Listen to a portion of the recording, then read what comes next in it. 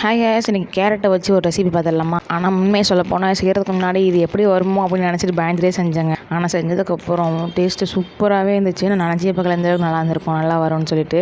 இது என்னென்னா வேறு எதுவும் இல்லை, கேரட் சட்னி ட்ரை பண்ணி பார்ப்போமா? அதுக்கு ஃபஸ்ட்டு கடாய் வச்சுட்டு எண்ணெய் ஊற்றிக்கோங்க. எண்ணெய் காஞ்சோடனே கடலப்பருப்பு, உளுத்தம்பருப்பு ரெண்டுமே ஒரு டேபிள் ஸ்பூன் ஆட் பண்ணிக்கோங்க. அது நல்லா பொரிஞ்சது 2 காஞ்ச மிளகாய் ஆட் பண்ணிக்கோங்க. ஏன்னா இது அங்கே காரம் ஜாஸ்தியாக இருக்கும்னு சொல்லிட்டு ஒரே பெரிய வெங்காயம், ஒரே பெரிய தக்காளி, 4 பல்லு பூண்டு அவ்வளோதாங்க சேர்த்துருக்கேன். எல்லாத்தையும் நல்லா அரைஞ்சி வதக்கிக்கோங்க. இது கூடவே கொஞ்சமாக கொத்தமல்லி ஆட் பண்ணியிருக்கேன். நான் வந்து 5 கேரட் சேர்த்துருக்கேன், சின்ன கேரட். அதையும் சேர்த்து நல்லா இது மாதிரி எண்ணெயில் வதக்கிக்கோங்க. நல்லா எண்ணெயில் வதக்கிக்கோங்க.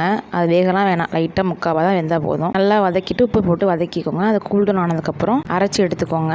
நான் வந்து பிள்ளைங்களுக்கு மிளகா எடுத்துட்டு அரைச்சிட்டு அப்புறம் எங்களுக்கு மிளகா போட்டு அரைச்சி தாளிச்சிக்கிறேன். பிள்ளைங்களுக்கு தாளிக்காமல் கொடுத்தேன். உண்மையில சொல்கிறேன், செமையாச்சு டேஸ்ட்டு. கேரட் சாப்பிடாதவங்களுக்கு கேரட் போட்டிருக்கோன்னு சொல்லாமலே கொடுங்க, கண்டிப்பாக கண்டுபிடிக்க மாட்டாங்க.